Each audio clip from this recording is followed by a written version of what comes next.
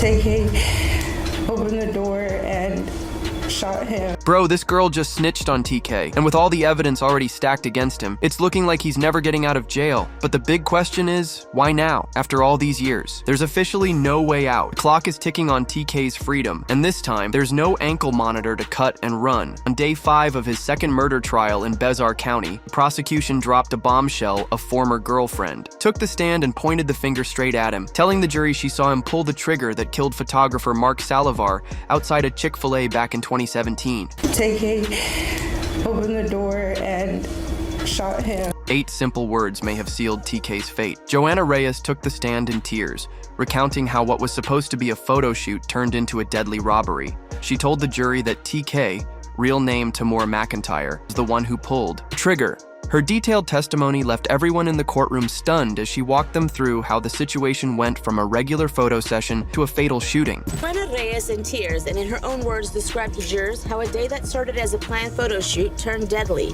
Reyes says at the time Tamor McIntyre referred to her as his girlfriend and had asked for help in finding a photographer. She knew Mark Saldivar through Instagram and reached out to him for his help. She picked him up along with McIntyre and his friends Jalen Bell and Jeremiah Rodriguez, all in the same car. Saldivar asked if he could reschedule and if they could give him a ride to North Star Mall, which she agreed. But then she says everything took a turn. For a young rapper already serving 55 years for the 2016 murder of Ethan Walker, this new testimony doesn't just corner TK. It locks the door and throws away the key. He isn't even eligible for parole on his first sentence until he served 5 years. Now, with this second murder case, a conviction could mean life in prison with no chance of getting out. At just 24 years old, TK is facing the real possibility of never walking free again. What makes Joanna Reyes' testimony especially damaging is how clear and detailed it was. She didn't just say he was there, she described exactly how TK allegedly set up the robbery that ended in murder. And Tamor took out his gun and pointed it at Mark and asked for his bag. Mark refused to give him the bag, so they all started hitting him. We hit the light at Makula, and then Tamar pulled out his gun, pointed it at Mark, and told him to hand over his bag, Reyes said. Mark refused, so they all started beating him. Even more disturbing was what Reyes said happened after the shooting. According to her, TK's friend Jalen Bell actually celebrated the murder, showing no remorse at all. Jalen applauded him and gave him a high five, and they high-fived each other, and Jalen said he caught your first body. Caught your first body, a cold statement that's hard for any jury to ignore. It painted TK not as a bystander or someone just caught up in the moment, but as the main person responsible for pulling the trigger and taking a life. Of course, Reyes had a strong reason to talk. She took a plea deal, 10 years of probation on a reduced charge of tampering with evidence, in exchange for her testimony. The defense is expected to argue that she's basically trading TK's freedom for her own. Reyes says she was in fear to reach out to police after the shooting because she says McIntyre threatened to kill her and her family. As for the backpack with Saldivar's thing, she said that Bell and McIntyre took off with it. Reyes was offered a plea deal in exchange for her testimony for 10 years probation on the lesser charge of tampering with evidence, which the defense says is a big reason why she said what she said on the stand today. But here's the thing, even if the jury is skeptical of Reyes' testimony because of her plea deal, the fact remains. She was there. She wasn't repeating rumors or secondhand info. She described what she says she saw with her own eyes. That makes it hard to completely dismiss what she said. For those who followed TK's story since he blew up with the race in 2017, this is just the latest twist in one of hip-hop's wildest rides. When he dropped that track while on the run, posing next to his own wanted poster and bragging about cutting off his ankle monitor, nobody could have guessed how it would all end. Looking back, his decision to reject a plea deal in February 2024 now seems incredibly risky. Whatever they offered him back then probably wasn't as harsh as life without parole, which is what he could now be facing after Reyes' damaging testimony. What's most tragic is how young TK was when his life took this turn. He was only 16 during the home invasion that led to Ethan Walker's death. Then, after being placed on house arrest, he cut off his ankle monitor at 17 and went on the run, allegedly committing another murder during that time. By the time U.S. Marshals caught him in New Jersey on June 30th, 2017, his future was already slipping away, though most people didn't. fully realize it yet. Before he became inmate 1-9-1-7-4-7-8, Tamor McIntyre was a teenager with real talent. His gritty voice, sharp flow, and raw lyrics helped the race hit 44 on Billboard and go platinum, even while he was a fugitive. Now, even with tay-k behind bars and serving the first decade of what might become a life sentence, he still pulls in nearly 3 million monthly Spotify listeners. It's a heartbreaking what-if story. What if he had focused just on the music? Uncle believes tay-k had the potential to become one of the biggest names in hip-hop. Instead, his story became a cautionary tale, one of talent lost to the streets. I think he would have been a good soldier because he likes the contact, he likes the tactical stuff, he's very intelligent. He's very smart. He's very articulate. I don't know what people or what social media think of him, but he's a smart kid. If he was able to do that at 14, 15, imagine now, Imagine. So if you take that time capsule away and that never happened, how far would he be right now in the music industry? He came out with the Playboy Cardis, the XXXTentacions. He was the leader of that SoundCloud. So imagine now what he'll be probably, and I mean this, like I said, there's no hit to anybody else, but he'll probably be leading a young school like NBA Youngboy, probably way above that situation. Lil Durk, probably with young Lil Baby, all of them, he'll be up there with them. You know what I'm saying? Because I saw his talent. I hear his music. I hear his unreleased. I talk to him. He reads. He's getting into a mode of more maturity. So it's like, I just, I pray for him every day, and I pray for his mentor, and I pray for my sister, so, one day they can reunite. To understand how a talented young artist ended up facing life without parole at just 24, you have to look at where he came from. tay-k was born in Long Beach, California on June 16, 2000, to parents who were involved in gang activity from the very beginning. His life was surrounded by instability and crime. That environment shaped a lot of the choices he made later on. Both of his parents were gang members, and even though his dad was always in and out of prison, his mom was still active with the Baby Insane Crips, while raising the two kids, him and his sister Kayla. But things really took a turn for the worse when his dad was doing a 7-year run in prison for a deal gone bad in 2002.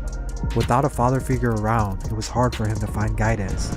Eventually, their mom was unable to raise them, and they soon found themselves in the foster care system, bouncing around from different families who ultimately didn't want them. tay-k's downfall wasn't sudden. It was a slow spiral rooted in a troubled beginning. He grew up in an unstable home surrounded by gang influences, bouncing between foster care and a household with an allegedly abusive father after his release from prison. This environment made crime feel like a natural path. By the time he was 14 or 15, tay-k was already deep in street life while also making music with his group, the Daytona Boys. The first major red flag came on New Year's Day 2016, when fellow Daytona Boys member Santana Sage shot and killed college student Sarah Mutschlechner. During a road rage incident, tay-k was in the car but wasn't charged due to his age. Sage, however, got 44 years. Just 6 months later, tay-k's life took a darker turn. At 16, he joined a home invasion in Mansfield, Texas that led to the murder of 21-year-old Ethan Walker. Even though tay-k wasn't the one who pulled the trigger, Texas law made him just as responsible for the killing. While awaiting trial, he was placed on house arrest, but he cut off his ankle monitor and fled.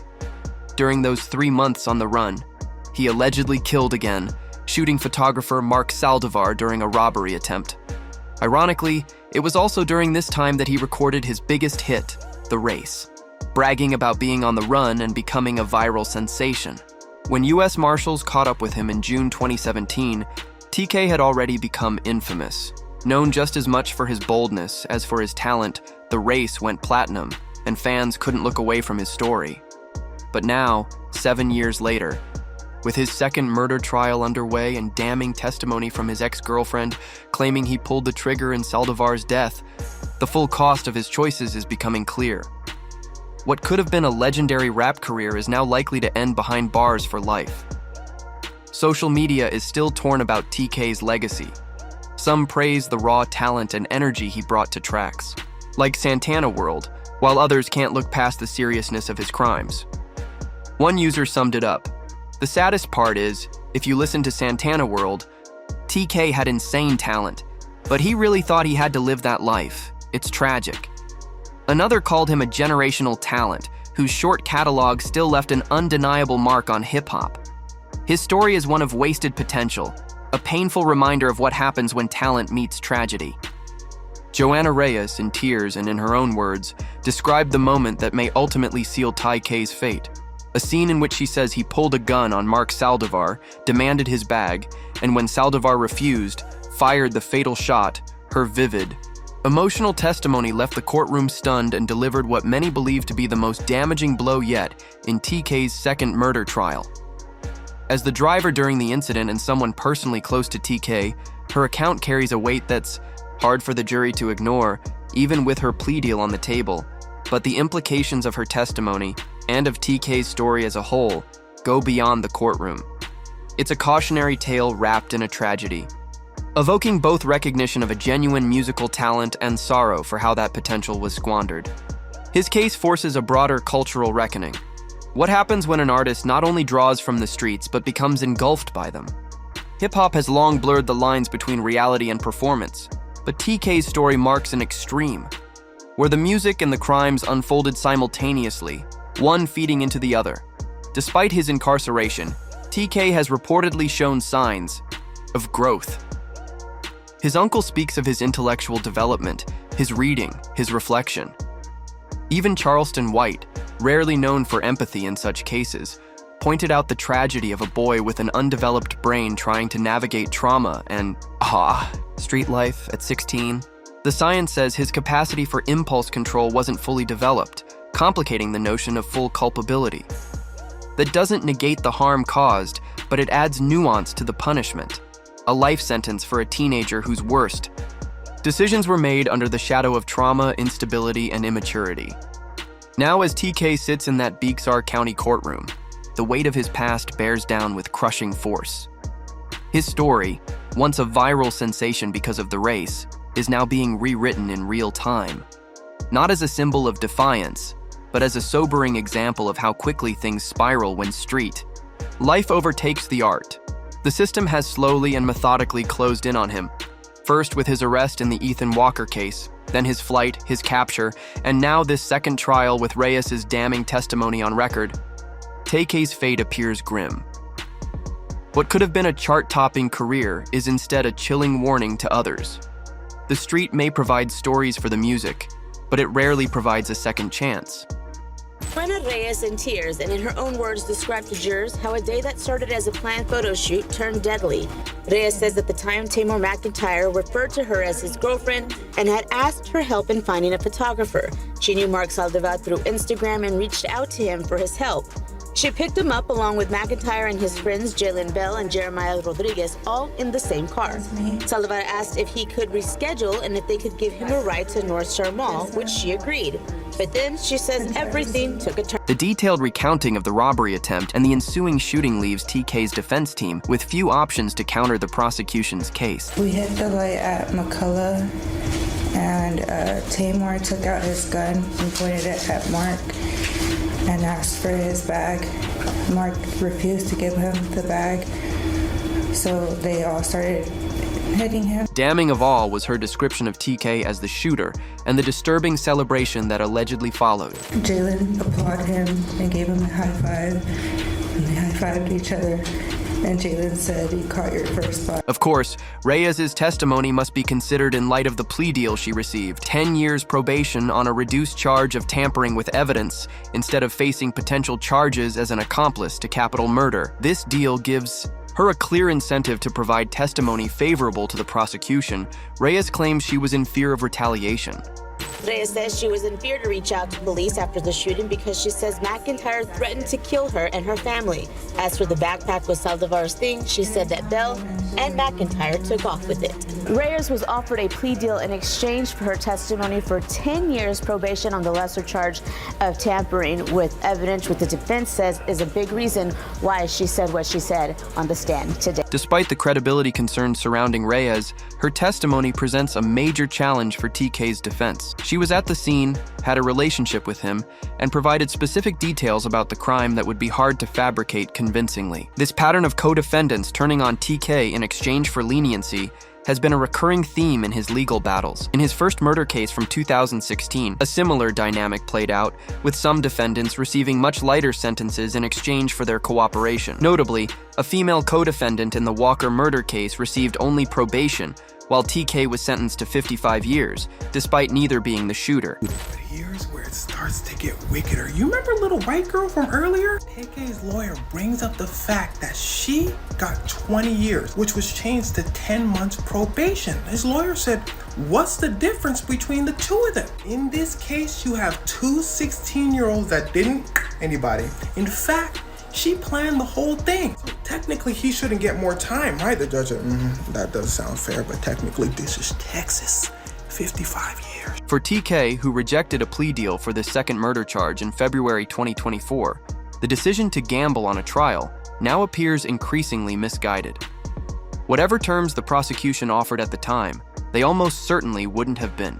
As severe as the life without parole, he now potentially faces his legal team must now focus on discrediting Reyes's testimony, highlighting her plea deal and suggesting her account is unreliable. They'll likely attempt to uncover any inconsistencies in her story and argue that she's simply saying what the prosecution wants to hear in exchange for her own freedom. However, even if they succeed in casting some doubt on her credibility, the overwhelming evidence against tay-k, including his flight from justice after the first murder charge, his capture after 3 months on the run, and the eyewitness testimony, presents a formidable challenge. The more likely outcome, barring any unexpected developments, is a conviction that would likely ensure tay-k never experiences freedom again.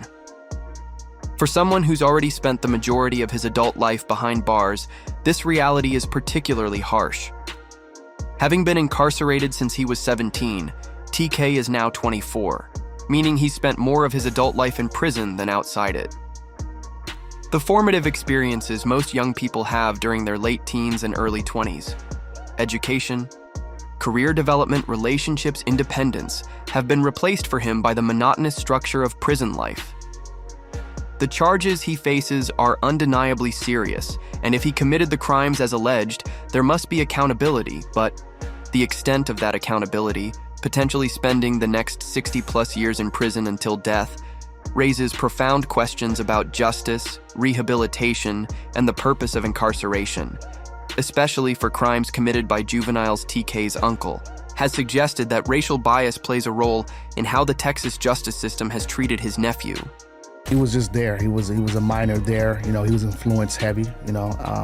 We all know that he didn't pull that trigger. So I think the guy who did got 20 years, and then my nephew got 55 because I think it was the mockery of the judicial system. Right. The song he made, and I remember what the judge told him when I was there when he first got here. So it's like I knew why that judge, he felt that way because Texas is hard on their criminals, especially African American. So I believe that that stuff happened in California, he would have been out already. But in Texas is different. While this perspective applied to his first murder case, where he wasn't the shooter, the second case presents different circumstances. If Reyes's testimony is believed, and tay-k is indeed the one who directly and deliberately took a life as she alleges, the case for leniency becomes much harder to argue. Regardless of his age at the time, or any systemic disparities in the justice system, this new layer complicates the possibility of a more merciful outcome. As the trial progresses, the walls seem to be closing in on tay-k, and it appears there will be no last-minute escape or dramatic twist that saves him from a lifetime behind bars. The system that began processing him at 16 is nearing the completion of its work, effectively transforming a troubled teenager into a permanent inmate. For his fans, who continue to stream his music and debate his legacy online, this reality is difficult to reconcile with the charismatic, talented artist they once connected. With through songs like The Race, with nearly 3 million monthly listeners still on Spotify, his cultural impact endures.